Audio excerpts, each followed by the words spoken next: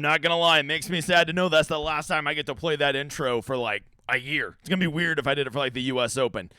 I got it. Oh, I'm so mad. I was enjoying the carnage out there. Give me all the carnage. And then they're like, no, there's water on there because we don't fucking know what squeegees are. Whatever, Augusta. Okay, you can kill every squirrel in the world, but you can't figure out a squeegee. Get the fuck out of here. What's up, new guy? I'm the Degenerate 75. I am a PGA DFS content creator who is pretty decent at DFS. If you like the cut of my jib, I encourage you to hang around for the next 20 minutes. And if you really like the cut of my jib, come check out all these new shows I do. Well, I say new shows. I got one new show. Of course, you're watching the Showdown Hoedown, which I do every Friday and Saturday night for round 3 and round 4 Showdown. Of course, I do week-long emergency stream every Wednesday night, 7 p.m. Lord's time zone, a.k.a. Kicking the Nuts. I'm still trying to get that changed. And I'm introducing a new show. It's not that new. I did it last week. But by popular demand, the people insist. A course preview show, because, you know, I wanted to do something different that nobody else is doing, so I thought a course preview show. Nobody's ever thought to do that. I'll also go over contest selection, pricing thoughts, so you can get your thoughts together. Look for that every Monday. Come check it out. I'm just going to continue to do content. The people demand it. All right, let's get to talking about some stuff, but before we do, remember, if you're here for pick'ems and you want to know some good over-unders that I will be betting for tomorrow, hang around until the end. I will give you some at Underdog, and you can use my code right there, Degenerate75, and they will give you a 100% match bonus on up to $100. Oh, yeah, and you get a free week on my website, so check that out, okay? I'll also give you 4 guys that were historically good round 4 scores for DFS. Lot to cover today, a lot of bitching to do. You know the show by now. All right, let's start where we got to start. You know, it's weather because they just delayed it. I mean, they didn't even delay it. They just canceled it for the day. They are done with round 3. It ain't getting played today, Bob. They're going to go finish. It looked like, the leaders are only on hole 7 right now, right? So, I mean, they've got a good 3 hours they got to go play in the morning. And then after that, I assume that they will probably regroup them, put them off in 3s, off 1 and 10 again, probably have them out there by, 11 o'clock, maybe noon local time. So it's gonna be a lot of golf tomorrow. Okay, if you're a guy that wants to watch a lot of Masters golf on Sunday, good fucking news, brother. It's gonna be on all day. It's gonna start probably 8 a.m. local time out there, and it will probably run almost till dark. If there's a playoff, you'll be seeing the guy holding the picture in the pitch dark, and they'll have to do the cameras to make where you can see him. Tomorrow, all right, good news is no rain tomorrow, okay? No chance of electricity, no chance of rain, so it appears. And so we're not going to have to worry about this going over to Monday. I'm almost for sure they will get this done tomorrow, okay? However, to say that tomorrow is going to be easy would be misleading at best because, as you can see, these winds are going to stay constant tomorrow. Once again, 12 to 14 miles an hour sustained with gusts up into the upper 20s almost the whole time. Very comparable to how it's playing today. And, you know, like some of these holes are just directly into the wind, and they're taking like 3 woods for their second shots into par 4s. That's the kind of shit I do, not pros. So I'll let you know, this course is a bear right now. With it being cold tomorrow, it's only going to peak at 55 degrees. So you're going to have cold, windy conditions tomorrow. Yes, the course will probably be soft, but I don't think any softness can make this course gettable tomorrow. I expect that we're going to see a good, 2 over scoring average tomorrow. Somebody will go shoot like a -3 or something like that, and that'll be like incredible. And just like we've seen today, you're going to see some dudes just implode. There are going to be a couple guys, you'll be like, oh, he's 3 over through 4, not a good start. And then you'll look over a little bit later, he'll be like 10 over through 8. Be like, we call that quitting. And there's going to be some guys quitting tomorrow.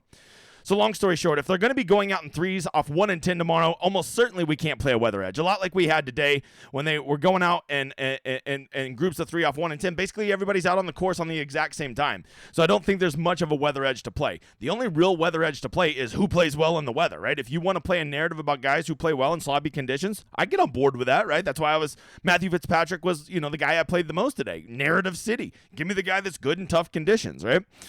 If you want to play the win narrative, right? Victor Hovland's good in the win. You got to play him. He went to Oklahoma State. That's fine. Okay, that can be your narrative. But to say that, like, these guys are going to be out there when the course is good and these guys aren't, that ain't going to happen tomorrow. They're going to have to squeeze all this in. They will, I would say 99% going to be going off 3s, off 1 and 10, much like we saw today, and there is no weather edge when you do that. So go ahead and get that weather edge out of your mind and really focus on other things where you can gain an edge, such as, ownership and shit like that, right? All right, let's talk a little bit about what we saw. We didn't get to see a lot today, but we definitely saw the course had some teeth, playing a cool 2.12 over par. The back was playing harder than the front, but that could also be because all the slapdicks started on the back and all the good guys started on the front, right? That could be part of the equation, Bob.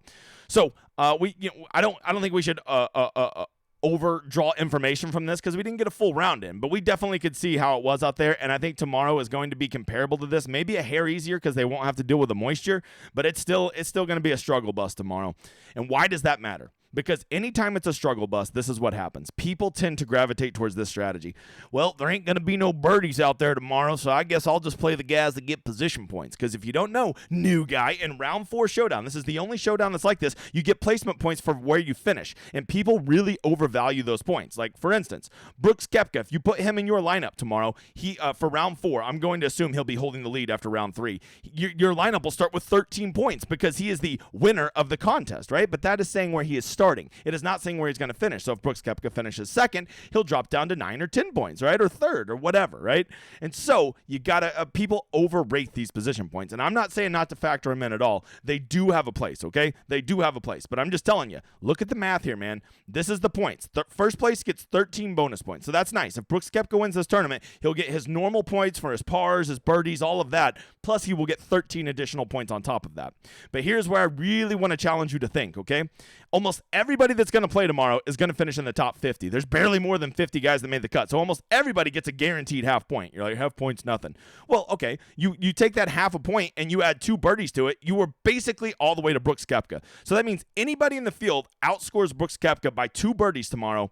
They've just outscored the guy who's probably going to be, I would guess, 45 or 50% owned chalk tomorrow, okay? All they got to do is pick up 2 birdies. And if you were watching Brooks Koepka today, that motherfather ain't playing for birdies. He is throwing it to the center of every green. He is playing super under control. He's 2-putting everything, and he's just getting out with par. Okay, is he playing incredible? Yes, but he's playing incredible major level golf. He is not playing incredible, I want to go win this donkey dick a DraftKings contest, okay? He's not going to get you 7 birdies tomorrow. That I fucking promise you. So you need to weigh that into your equation. What is more important to you? A guy that's going to get these position points that's playing it safe like Brooks, perhaps even Rahm. You have to assume Rahm will be a little bit more aggressive as he will likely be a chaser. Or do you want guys who are going to go fire at every flag? Just every flag, just say, fuck it. I got nothing to lose. Let's just go fire at it and get you 7 birdies. Because there's a very good chance that a guy who will be cost right around the same as Brooks Koepka will get 7 birdies tomorrow and finish in, let's say, 10th place. And Brooks Koepka will get 2 birdies tomorrow and win and will get outscored by 10 to 15 points. That is a very, very likely thing to happen. Now, the key is you got to go find that guy that's going to get the 7 birdies, right? And you have to have the stones to not have, like, FOMO about, oh, my God, what about Brooks? What about Brooks, okay? Like, play the game. If you're playing cash tomorrow, okay, then go play Brooks. But if you're playing to win a GPP and you can block out half the motherfuckers just by fading one guy and just watching him play for par on every hole, I mean, you do you, boo. So, understand these points. These placement points are super, super overrated. 2 birdies. Well, and the guaranteed placement points almost every person gets tomorrow basically cancels out anything Brooks would get if he does win this tournament, okay? Or maybe Brooks rolls in every 40-foot putt tomorrow and he does shoot a 7 under, but you go ahead and take that chance, okay? That's it. All right, let's talk contest selection. Not going to lie to you, DraftKings. You dropped the ball, you dickheads. You really dropped the ball. Not happy with my boys at DraftKings. I was super excited. I was gonna get down in the weeds with some Sunday Showdown. I love Sunday Showdown at majors. I mean, there are just so many fish that play. I mean, literally, people are gonna be making lineups that are dead before the tournament even starts, and they won't even know it. They'll be like, "Oh, today's the day," and they'll have no idea their lineup is literally 100% dead. 100% dead. Okay. So, what are the good contests? I mean, the big 25, the big one tomorrow, the whatever the fuck they call it, it sucks. It sucks. A third to first, and then look at that. Second place is only 35% of first. 10th place is 1/100th. Paulie, tell them. I mean, what are you doing? Like, this just sucks. First of all, that's not a big enough contest for how popular round 4 is going to be. I guess they're scared about the overlay again because of the delay, but whatever. I mean, just whatever. You know, they can't even make the $100 single entries $50,000. I mean, it's just weak sauce, bro. Just weak sauce. The $5, which, you know, actually the $5 is pretty good. I'll probably play in the $5. It's a pretty solid structure. 10% to first. See, 10% of the prize pool. Half of second to first. And 10th place is 1/10. That's pretty good, Bob. That's pretty good. The $200 single entries both look okay. The 254 max is back, but you know that's out of the price range of most of you. If I'm playing $20 tomorrow, I'm looking at the $12 single entry. I'm looking at the $5 single entry. I'm looking at the $1.20 max. If you're playing $50, $60 tomorrow, I'm looking at the $3.20 max. I'm looking at contests like that. If I'm playing just $100, I really just tell you, go get a $100 single entry. It's the best thing you could do with your money. Because here's what you're going to do. You're going to go put 4 lineups in this, and if you're lucky, if you're lucky, one's going to min cash for a big $40. You're like, why do I always lose? Because you're playing dumb dick contests like this. That one lineup you put in this that min cashed probably would have won you like 200 over in the single entry, okay? That's why you lose, because you pick stupid contests, and then you put stupid lineups in those stupid contests, and you have no chance, okay? So stay the hell out of this, new guy. I know you're a new guy. You're watching this. You're like, I'm gonna try this showdown out because I'm enjoying the Masters. All right, well, I'm telling you, new guy, don't play in that contest. Okay, I'll make you a deal. You max enter. You go put 150 lineups on that, which would be $3,750. I'll leave you the fuck alone. You put one less in there, you're a donkey dick. There you go. That's the truth. If you didn't come here for truth, you should probably click the fuck off now. All right. From there, where's my $10 18 max? Where's my $10? Wait, did they not put my baby in there? Wait. Am I for real right now? Am I drunk? My $10 18 max, is it really not in there? Am I drunk? No, I got to be drunk. There's no way they'd do this to me. No way you would not do this to me, DraftKings. Not you. Okay, I'm really not even seeing it, but hopefully my $10 18 max that is always there will be there, which I'm sure as shit not seeing it at the oh my god, I'm such a fucking moron. It's right there in front of my face. There you go. This is a great one. You're gonna play $200 tomorrow. Get in this. Great balanced price structure. You can max enter it and not let other people have leverage on you. It's a great contest, right? That's what I'll be playing in that. Probably the $5 and of course all the higher dollar single entries. That's what I'm gonna be playing in. That $25. I'll tell you what. If you see me in there with a lineup that is not that one that I'm sharing with all my contest winners from the thing this morning, which by the way, thanks for showing up to the cut sweat this morning. If you see one of my lineups in there that's not one of those, you can give me a free kick in the nuts. Okay, if there's an overlay, that doesn't apply. And I'll always chase an overlay. Okay, so there you go. That's contest selection. Let's get to talking about the stats. Before we do, hey, do me a favor. Come check out djn75.com. It is the fastest growing community in PGA DFS. There has to be a place that's not just the Walmart of DFS sites. It's not a tout site. A place that actually gives you a community, a place to learn how to play, and, the best tool in all of PGA, the Rosetta Stone, which my dumbass forgot to put up as a tab, but it gives you everything you need to know to get you ready to make good round 3, round 4 showdowns, and, of course, week long. If that's something that interests you, I'm telling you, come check out the site. You won't regret it. Also, like and subscribe. The channel's growing. We're almost at 3,000. Help the big guy get there. Tell a friend because YouTube ain't going to share my shit. All right, let's talk about some plays. You got to be careful reading too far into these stats right now, right? These stats are a little murky because a lot of these guys barely have any other round play over in round 3 so far. So the best thing you could really be doing, you want to play round 4 showdown. Okay, you really want to play round 4 showdown. There's 2 big strategies you need to do tomorrow. 1, get your ass up and watch golf in the morning and see who is playing well. See who is ball striking and be tracking stats and looking at who is doing it, right? Like I told, and then the number 2 is go play some low-owned guys who nobody is playing. I told you today, go get on those +3 guys. If they make the cut, go get on them. Stallings, Horschel, Kim, or M are all threatening to break the slate for round 3. All of them are going off at super low ownership because they were all +3 and nobody was waiting to the last minute to be sweaty tryhards and get their money in on guys that nobody was going to own. So tomorrow, go find these guys that are down here that came off of a pretty subpar round. Nobody's going to play, and watch. They're going to go out there. They're going to fire at every pin. They're going to shoot a -4. They're going to get a birdie streak, and they're going to break the slate because scoring will be at a premium tomorrow, okay? And if you get one of those guys at 1 or 2% ownership, that's how you win. Those are the 2 most important things you can do. Go find those guys at the very bottom who nobody's going to play and who can go off because they don't give a shit. They're going to go get you those 4, 5, 6 birdies, a streak, and that's who's going to break the slate. And the other thing is watch and see who is ball striking in the morning and see if that will most likely carry over. Though I'm not saying most likely, they'll be more likely to carry over than a guy who's playing like shit, okay? From there, this is always round 4 strategy, okay? This is what you do. You go look at all the guys in the top 10, and you basically say, you're going to, it helps to have the winner, but it is not necessary. And I think at this point, really, there's only 2 guys that can win this. It's either going to be Rahm or Koepka. And if you wanted to make a rule that's, I think the best thing to do is make a stand on one of them. I think that there's one of 3 ways to do this, okay? Well, there's only 3 ways to play this. If you're playing them both in a lineup, whatever. You can do that. I mean, maybe they'll both do great. It'll be some great duel, and they'll birdie it all the way home. I fucking doubt it, though. I think the best way to play this is you either have Brooks in your lineup and you fade Rahm, you have Rahm in your lineup and you fade Brooks, or you have the big old hairy nutsack and you fade them both. You don't put either one of them in there, and you just hope that a lot of people are birdieing and these guys just par at home tomorrow, because pars don't add up very quick at Showdown, brother, but birdies do. I think that's the best way to play it. You can put both of them in there, but if you do that, you might as well go play cash, okay?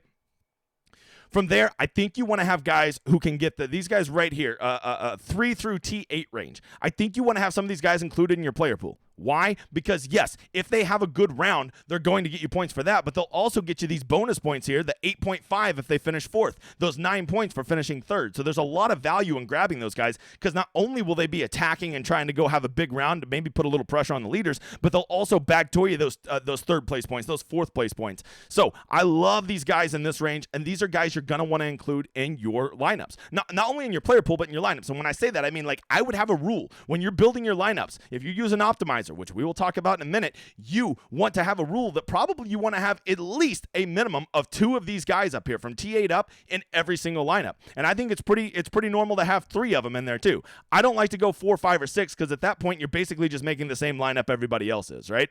And if I've studied this week and week and week and week, the number one type of lineup that wins GPPs in round 4 are lineups that start with 2.7 guys in the top 10, which means basically they have 3, sometimes they have 2, occasionally they have 4, and very occasionally they have 1. Hardly ever do they start with 5 or 6 guys. If you build a lineup tomorrow and you can get all 6 guys that start in the top 10, you're going to be like, oh, this lineup's so good. And when the contest starts, you're going to be in first and you're going to feel so smart, and you're just going to watch your ass moonwalk all day because your lineup ain't got no chance at winning. Because I promise you, the winning GPP lineup tomorrow will have that guy like Sung Jae is doing right now in round 3, and they're just going to come from back here, they're going to go shoot that round, and you will literally be dead because the nuts play will have already boxed you out. They'll have all the same guys you have. They'll just have that one guy down there, or those 2 guys down there that went off that you didn't have, and your lineup was dead before the contest even started. So I encourage you to have 1 or 2 of these slimy bastards down here that can go off and go shoot that -3 or -4, and you can get up at 1% ownership. That's what wins you a GPP. You know what doesn't win you a GPP? Having the courage to play Brooks Koepka. That's not going to win you a GPP, okay? That's the number one strategy. That has got to be your number one strategy. How many of these guys in the top 10 to play? I would not have all of them in my player pool, but I would have a good number of them, and I would set a rule to have at least 2 or 3 of them in every single lineup you make. At least 2 or 3. And if you want to go 4 because you're a wiener, you go ahead. I'm not judging. It's your lineup. I don't give a shit who you play. All right, from there, I think the next thing you want to do is you want to jump right down here to the bottom, and you want to find what asshole can I play down here that nobody's going to play that could break the slate. Right off the top of my head, Dustin Johnson straight up quit on this round 3, right? He just quit on it. He's done. But don't forget, he picked up 2 strokes on approach. So maybe you say, hey, maybe that asshole will go out there and be like, oh, it's Sunday, and I'm just going to go shoot at pins. All right, that's Dustin, by the way, if you don't know. And he'll just go out there and roast the course because he's Dustin. He don't give a shit. Or, I honestly think he doesn't remember anything past 24 hours anyways. So a guy like that, right? He's just having a terrible round. He could never do good tomorrow. Or he could. All right? You gotta be a lot of or he could tomorrow, okay? Some guy that's having a terrible round, he could never do good. Some dude who's straight moonwalking could never do good. Jordan Spieth just looks terrible out there. Look, he can't ball strike anymore. His magic beans ran out. He could never do good in round 4. Or he could. It's the fucking Masters, and it's Jordan Spieth. Get out of here. So find one of those guys who can kind of a big stud that can kind of sneak up, or go find some scrub from down here. Thomas Peters is a guy that will legit shoot a -4 tomorrow or a +12. You heard it here first, Bob. Okay, one of these guys down here, probably from these over par guys. Tigala, bounce back. Abraham Answer, Mito, Seamus Power. One of these assholes is going to break the slate tomorrow. I promise you. I promise you. It happens every single Sunday. And you don't play any of these guys down here because they're not going to get you enough position points. That's why you always lose. That's why you've never won a GPP, because you're not making the kind of plays that it takes to win a GPP. So don't be afraid. I'm not telling you go play 4 of these guys in your lineup. I'm saying be open to your lineup always having at least one of these icky slapdicks in it, okay? And if you're really ballsy, you can get 2. From there, always look for guys on a good bounce back round. Who were some guys that were having terrible rounds out there, especially good players? We've already talked about Dustin with Spieth. I think Sam Burns, he did terrible day. He sucks. He could never do good. Okay. Tom Kim. Everybody played Shane Lowry today. He let him down. Go right back to him. Go right back to him. Don't be afraid of it. Fleetwood playing like crap. Finau playing like crap. They could never do good tomorrow. Or they could. I'm just telling you. From there, you know how I like to do it. And then of course I always want to avoid guys coming off nuclear hot rounds. Fitz and Cantlay, Sungjae, all these guys. Now, these guys are an exception because they're really good players. And really good players can have 2 really good rounds in a row. But when if this was, like Chris Kirk, let's say he finishes -3. I ain't chasing a Chris Kirk -3 2 days in a row at the Masters. Let's say Gooch finishes, Scott Stallings would be even a better example. Let's say he finishes round 3 at -3. Not a chance in hell I am chasing a Scott Stallings -3 round 2 days in a row. Get out of here. All right. From there, you always go look at the stat that matters the most. It is approach. It is the one most correlated to success. You gotta love the ball striking from my boy, Maximum Homa, looking pretty good. Man, Dustin Johnson, I just can't believe that. He has the second best approach, yet he's 6 over. Incredible. Man, Matthew Fitzpatrick, ball striking like an SOB. Taylor Moore is out there throwing darts. I will warn you, there's no player at the Masters, and I will die on this hill. There's nobody, and I've been watching every single shot. There's nobody shooting at flags more than Taylor Moore. That guy don't give a fuck. He shoots at every flag. And if you're wanting birdies, you want guys shooting at flags. Terrell Hatton is another one of those guys tomorrow. He will fire every flag. He hates this course. He doesn't want to be here. He's a crabby little hunchback. So a guy like that I love because he might shoot a 7 over. My lineup would be dead, or he could be the guy that breaks the slate because he doesn't give a shit. That's a possibility too, bruh. Anybody else? Siwoo's out there throwing a couple darts I've seen.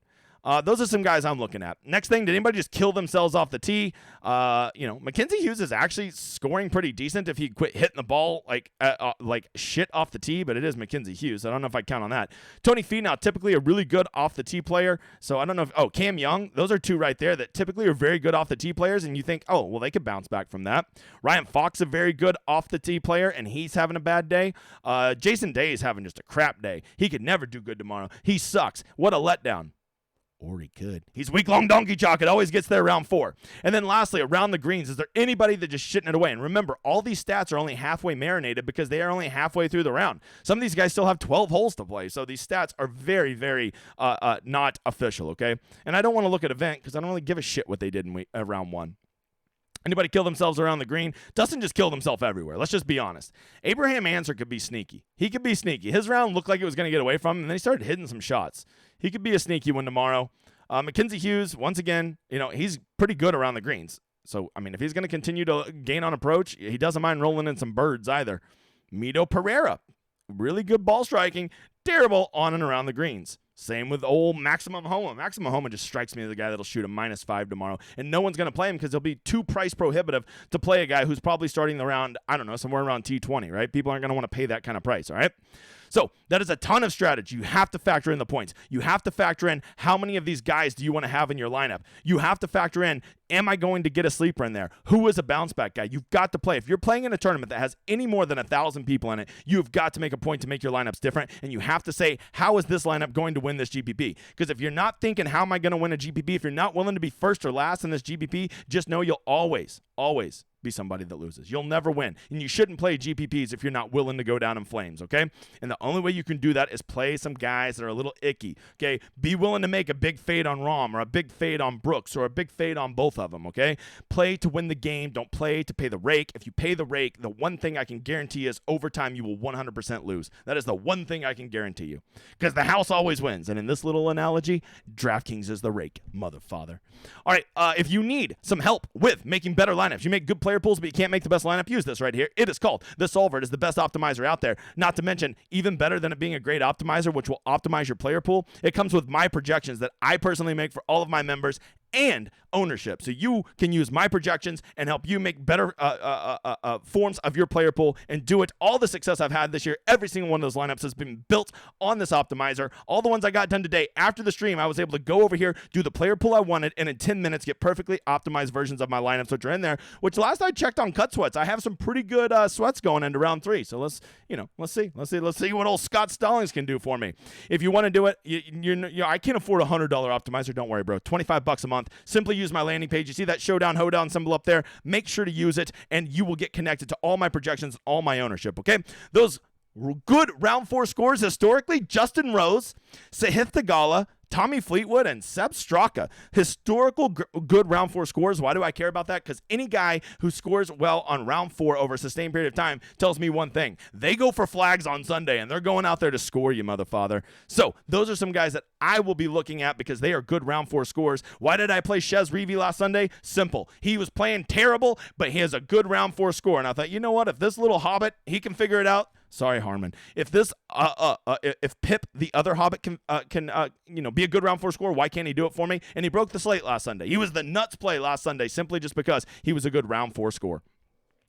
All right, lastly, over on Underdog, as I told you got to remember this weather. And looking at this weather tomorrow, I'm gonna see how it plays in the morning. I'm gonna see how they finish round 3, because however it plays in round 3 is almost exactly how it's gonna play in round 4. And I would say if they are still struggle busting in the morning, I would be smashing overs on strokes and unders on birdies. Not to mention, Augusta loves to give some tough flags on Sunday, so I think you're gonna see a lot of bogeys and even a couple double bogeys. Okay, yes, they do set up a couple holes for nice birdies and eagle chances, but I wouldn't count on it in these conditions. So watch in the morning. If you see them continue to be playing 2.5 strokes over par, you go smash the overs on strokes and you smash the unders on birdies. That's what I'll be playing as my pick'ems on Underdog. I hope this helps you guys. I hope you subscribe. I hope you turn on the notifications. I hope to see you Monday for my new course preview show. Who have I become? Guy in the back? I think that's it. But one last time, guys, let's enjoy this outro.